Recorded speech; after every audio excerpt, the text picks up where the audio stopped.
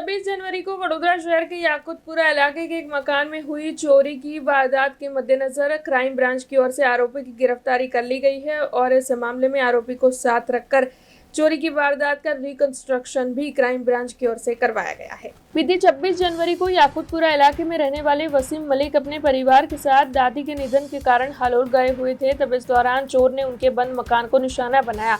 तकरीबन 4.5 लाख रुपयों के सामान की चोरी कर चोर फरार हो गया था। तब घटना की जानकारी मिलने पर रावपुरा इलाके में लंदन शू नाम की दुकान चलाने वाले व्यापारी वसीम मलिक ने सिटी पुलिस थाने में शिकायत दर्ज कराई थी। शिकायत के आधार पर वडोदरा पुलिस हरकत में आई और मामले की जांच शुरू कर दी गई। जांच के दौरान वडोदरा शहर क्राइम ब्रांच को सूचना मिली थी कि आजवा रोड बाहर कॉलोनी में रहने वाले अनस दूधवाला नाम के युवक की ओर से संदिग्ध सोने की चीजें बेचने की कोशिश की जा रही है। तब सूचना के आधार पर क्राइम ब्रांच की टीम ने अनस दूधवाला को हिरासत में लेकर पूछताछ की। जांच के दौरान उनके पास सोने की चीजें पाई गई। सख्ती से पूछताछ करने पर आरोपी ने याकुतपुरा इलाके में चोरी की वारदात का कबूलनामा कर दिया। तब क्राइम ब्रांच ने आरोपी को हिरासत में लिया। सिटी पुलिस ने 1 दिन के रिमांड के दौरान आरोपी को साथ में रखकर घटना स्थल पर रिकंस्ट्रक्शन करवाया है और अब इस मामले में आगे कार्रवाई की जा रही है। एक्चुअली वसीम नाम છે મારું, યાકુતપુરા વડોદરામાં રહેવાનું છે અમારું.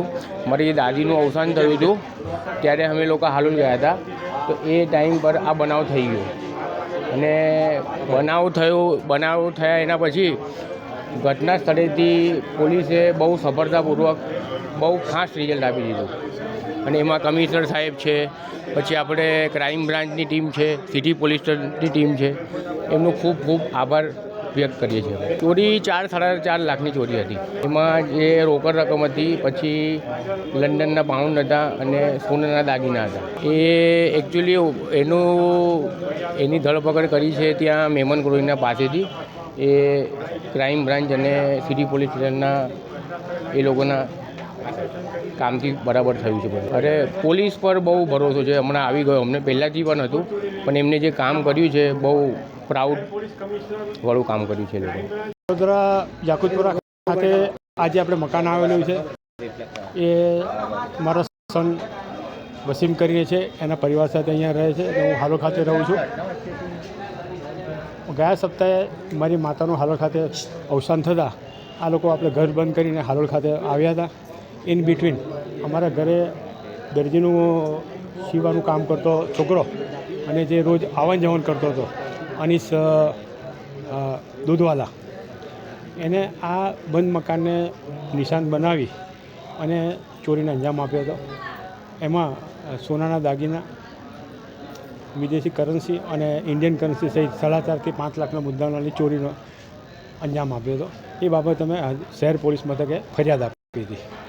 આ ચોરીની ઘટનામાં મહત્ત્વની ભૂમિકા શહેર ક્રાઇમ બ્રાન્ચે બી તપાસમાં જોડાઈ હતી ને એમને આ ગુનાનું ડિટેક્શન કરી અને આ જે આરોપી છે તેની પાસેથી ચોરીમાં ગયેલો તમામ મુદ્દામાલ સહિતનો રિકવર કર્યો છે અને આ ગુનાની તપાસ હાલ શહેર પોલીસ કરી રહી છે અને હાલ આ આરોપીને ઘટના સ્થળે લાવી રિકન્સ્ટ્રક્શન કરી અને વધુ પુરાવા મેળવવાની તજવીજ હાથ ધરી છે. આ ચોરીની ઘટનામાં ગણતરીના કલાકોની અંદર જ ફરિયાદ આપવાને તરત જ શહેર પોલીસ કમિશનરના આદેશને સૂચના મુજબ તરત જ આપણે તપાસમાં જોડાઈ અને એકદમ ટૂંક સમયની અંદર આ ચોરીના ગુનાનો ભેદ ઉકેલી એને એક આપણે વડોદરાના વેપારીઓ રહીશોનો वडोदरा शहर पुलिस महत्वनो विश्वास जीत्यो है। हमसे जुड़े रहने के लिए हमारे YouTube चैनल को सब्सक्राइब करें और नई वीडियो की नोटिफिकेशन के लिए बेल आइकॉन को दबाएं।